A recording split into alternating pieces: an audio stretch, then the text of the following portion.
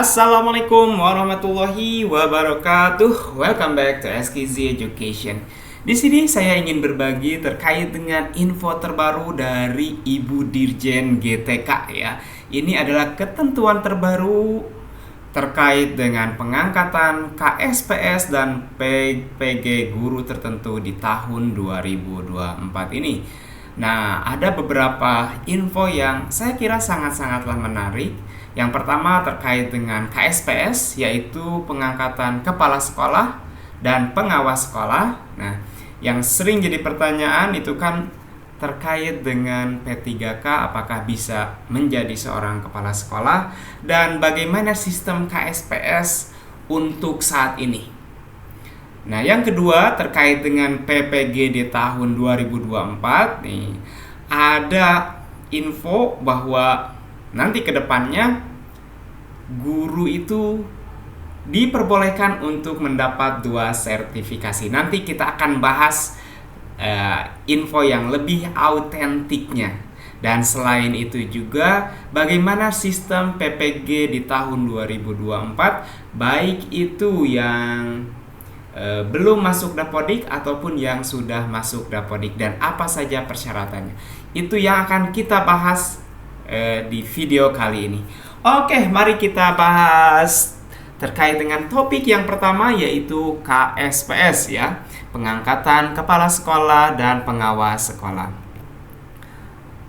Nah, untuk KSPS ini, ada beberapa poin penting yang saya ambil ini dari diskusi Ibu Dirjen tadi sore ya, hari Jumat. Nah, yang pertama yaitu melalui satu sistem yang terintegrasi antara Kemdikbudristek, Menpan, dan Mendagri. Jadi ini ada sebuah SEB ya, surat edaran bersama 3 menteri, Kemdikbudristek, Menpan, dan Mendagri, terkait dengan KSPS ini. Jadi ya, jujur kalau saya sendiri tidak terlalu memahami tentang bagaimana prosedur untuk menjadi seorang kepala sekolah, tapi kalau tadi melihat penjelasannya itu harus ada surat izin dari Menpan, ada pertek dari Kemdikbudristek dan Mendagri juga. Nah, saat ini ada sebuah sistem, ada satu aplikasi yang mana nanti itu guru ketika mau menjadi seorang kepala sekolah itu hanya masuk ke sistem itu, memenuhi persyaratan dan melengkapi persyaratan, dan langsung bisa jadi. Seperti itu katanya penjelasannya. Itu penjelasan langsung tadi dari direkturnya, direktur yang mengurusi tentang KSPS ini. Yang kedua, mendorong kepala daerah segera melakukan pengangkatan KSPS untuk mengisi kekosongan. Jadi untuk peraturannya itu sudah keluar di bulan Februari kalau tidak salah. Nah, jadi kepala daerah itu saat ini sekarang bisa mengajukan KSPS ini dan hanya dengan menggunakan satu sistem ini. Konon ini lebih cepat dan lebih efektif. Jadi kalau sebelum-sebelumnya untuk menjadi kepala sekolah itu prosedurnya sangat panjang sekali. Katanya bisa sampai 6 bulan, tapi saat ini bisa dilakukan 2 atau 3 minggu. Dan juga bisa dilakukan secara bertahap. Kalau sebelumnya untuk mengajukan kepala sekolah itu harus digabung dulu, dikumpulkan dulu, misalkan katakanlah 200 atau 300, tapi saat ini bisa bertahap. Itu info terbaru. Selanjutnya, terkait dengan P3K nih. Apakah guru P3K bisa menjadi KS? Nah, ini sangat menarik. Tadi ada yang bertanya dari audiens terkait dengan P3K ini apakah bisa menjadi KS?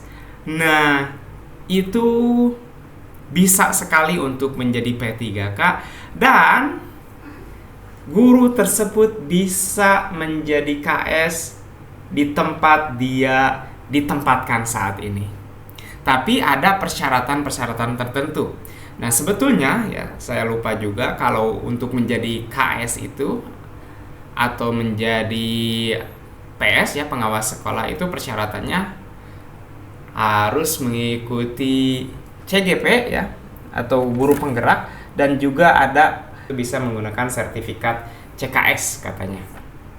Nah, sama dengan P3K juga, untuk menjadi seorang kepala sekolah itu syaratnya yang pertama itu harus memiliki sertifikat guru penggerak dan juga kontrak minimal 4 tahun. Jadi kalau misalkan pemerintah daerah mau mengangkat seorang guru P3K untuk menjadi KS, jadi perbaharui dulu kontraknya ya minimal 4 tahun. Seperti itu. Dan bisa ditempatkan di di tempat di mana dia mengajar saat itu. Nah, kasusnya bagaimana kalau seandainya ada 4 orang atau 5 orang P3K katanya, kan ada yang bertanya seperti itu. Di dalam satu sekolah ada 5 orang P3K. Bagaimana? Nah, 1 orang bisa ditempatkan di sekolah tersebut. Nah, yang 4 itu mengajukan ke Menpan melalui BKD untuk ditempatkan di sekolah lain. Prosedurnya seperti itu. Itu ketentuan untuk P3K menjadi seorang kepala sekolah. Ini kembali lagi ke daerah masing-masing. Hanya daerah juga tidak bisa mengangkat guru tersebut tanpa melalui sistem atau aplikasi, karena nanti akan berdampak katanya. Jadi kalau seandainya misal guru tertentu jadi kepala sekolah dan tidak melakukan atau melalui sistem ini, yang sistem terintegrasi, nama sistemnya itu adalah KSPS ya. Kalau tanpa melalui KSPS ini nanti akan berdampak kepada guru tersebut. Oke, barangkali itu untuk pembahasan terkait dengan KSPS ya. Selanjutnya, nah ini peraturannya, silakan Bapak Ibu cari saja. Ini diatur dalam SIB 3 Menteri nomor 1 tahun 2024, bisa dicari, dibaca dan dicermati isinya dan bagaimana prosedurnya. Nah, selanjutnya ini untuk ketentuan PPG di tahun 2024. Wah, banyak hal yang menarik kalau menurut saya nih untuk PPG ini. Setiap tahun selalu ada perubahan dan insya Allah perubahan ke arah yang lebih baik. Nah, ini ada aturannya, nanti saya sebutkan di bagian akhir. Yang pertama, ini untuk calonnya ya. Peserta PPG di tahun 2024 ini terdiri atas calon guru yang akan mengajar pada satuan pendidikan, dan yang kedua adalah guru tertentu. Jadi kalau sebelumnya istilahnya itu adalah ada PPG prajabatan, ada PPG dalam jabatan, tapi untuk saat ini istilahnya berubah menjadi calon guru dan guru tertentu ya. Jadi istilah yang dimodifikasi sedikit.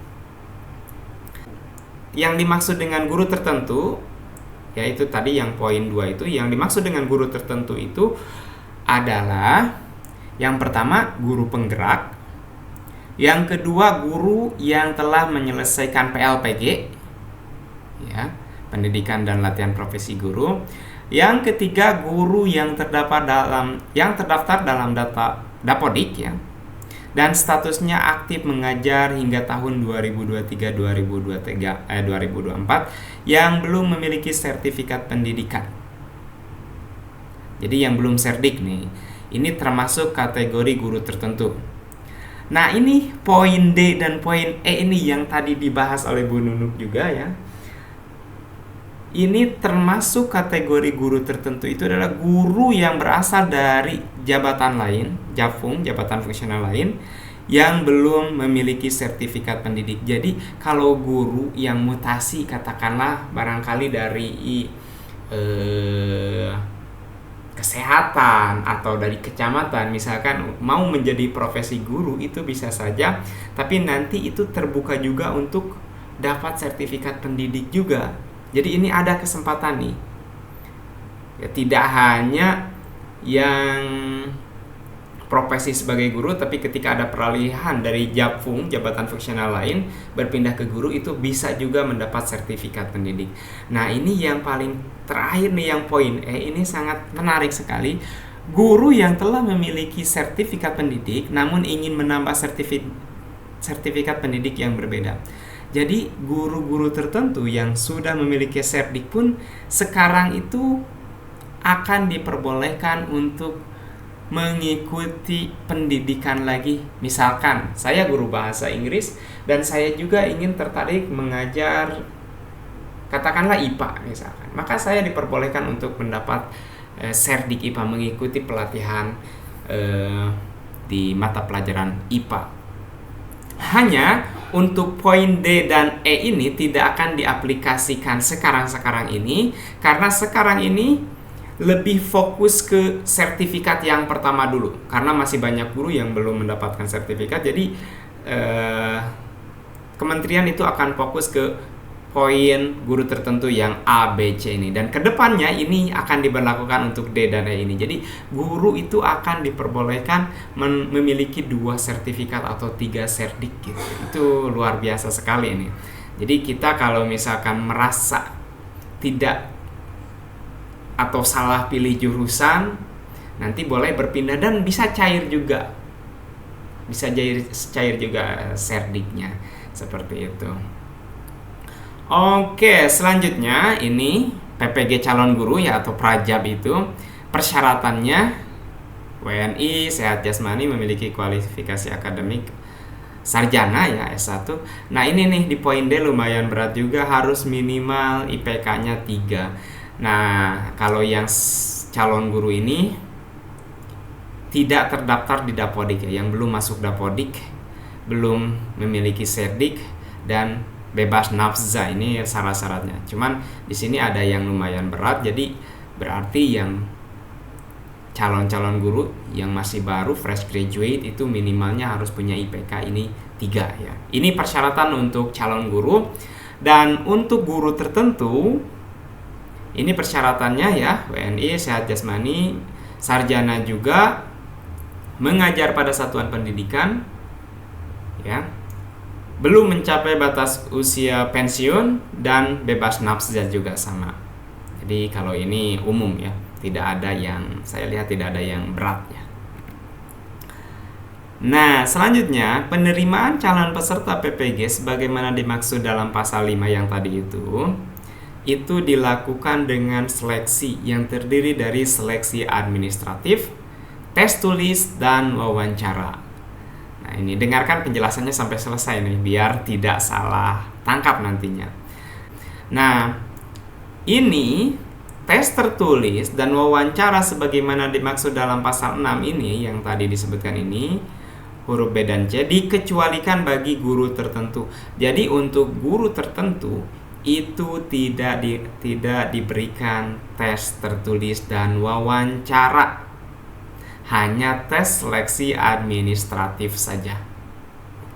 Jadi guru-guru tertentu yang 5 kategori tadi itu yang akan diutamakan untuk 3 dulu, itu tidak ada tes tertulis dan wawancara. Jadi hanya seleksi administratif saja.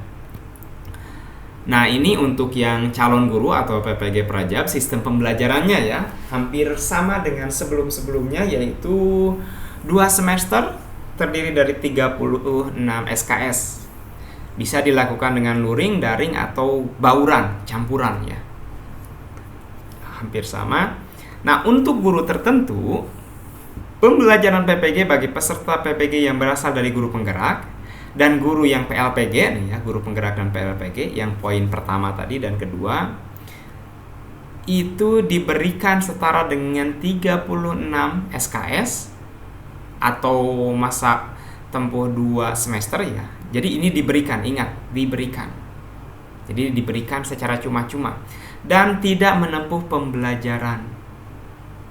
Jadi langsung nanti ujian saja berarti. Jadi untuk guru penggerak dan PLPG tidak dilakukan pembelajaran, tapi langsung menempuh, tidak diberikan pembelajaran, langsung nanti menempuh ujian saja. Nah, bagaimana guru yang tadi itu yang aktif mengajar sampai 2023-2024 yang di poin C tadi. Nah, untuk guru yang di poin C, nah kita baca, pembelajaran PPG bagi peserta PPG yang berasal dari guru yang terdaftar dalam Dapodik dan mengajar aktif sampai tahun 2023-2024 yang belum memiliki serdik, atau, nah ini dibahas juga, yang berasal dari peralihan jabatan fungsional lain yang belum memiliki sertifikat pendidik, dan guru yang telah memiliki sertifikat pendidik namun ingin menambahkan sertifikat pendidik pada program studi PPG yang berbeda Nah, sebagaimana yang dimaksud dalam pasal 3 ya, C, D, dan E. Tadi kan ada 5 ya. Nah, yang ketiga, keempat, sampai 5 itu diberikan setara dengan 27 SKS. Jadi kalau diberikan itu seolah-olah gratis saja, tidak melakukan ini. Tapi sudah langsung diberikan. Tapi apa yang harus dilakukannya? Yaitu memenuhi 9 SKS melalui penugasan terstruktur dan pembelajaran mandiri. Jadi sistem pembelajarannya itu ada penugasan terstruktur dan pembelajaran mandiri ini. Jadi kemungkinan kalau pembelajaran mandiri seperti ini menggunakan aplikasi atau LMS yang setara dengan 9 SKS ini. Nah, 9 SKS ini seolah-olah diberikan seperti 27 SKS ya. Jadi sebetulnya pembelajarannya barangkali sama ya, 36. 27-nya dikasihkan gratis. Nah, yang 9-nya itu harus tetap dilakukan. Itu. Jadi sebetulnya PPG-nya itu berarti sama semuanya ya, melakukan diberikan 36 SKS sebetulnya. Cuman 27 itu digratiskan, 9 harus dilakukan. Beda kalau tadi guru yang dari PLPG dan dari CGP itu diberikan langsung 36 secara cuma-cuma. Tidak ada pembelajaran. Jadi itu yang bisa kita simpulkan. Nah, ini diatur dengan peraturan terbaru ya dari Kemdikbudristek. Ini nomor 19 tahun 2024 tentang pendidikan profesi guru. Ini keluar di awal-awal Juni ya, akhir Mei ini keluarnya. Maka ini akan mulai berlaku dari bulan Juni ini. Jadi kedepannya PPG dalam jabatan itu disebutnya menjadi PPG guru tertentu ya. Dan tadi yang prajab itu jadi calon guru ya, PPG calon guru, PPG cagur seperti itu. Jadi kategori-kategorinya, dan sebetulnya ada juga penjelasan tentang nanti tahap akhirnya seperti apa, tapi kurang lebih sama, yaitu nanti ada ujian tertulis aja, ada unjuk kerja juga ya, UKIN dan UP juga seperti itu. Oke, barangkali itu yang bisa saya sampaikan. Semoga informasi ini bermanfaat. Terima kasih. Silahkan apabila ada pertanyaan atau info tambahan terkait dengan KSPS dan PPG ini ditulis di kolom komentar. Terima kasih. Wassalamualaikum warahmatullahi wabarakatuh.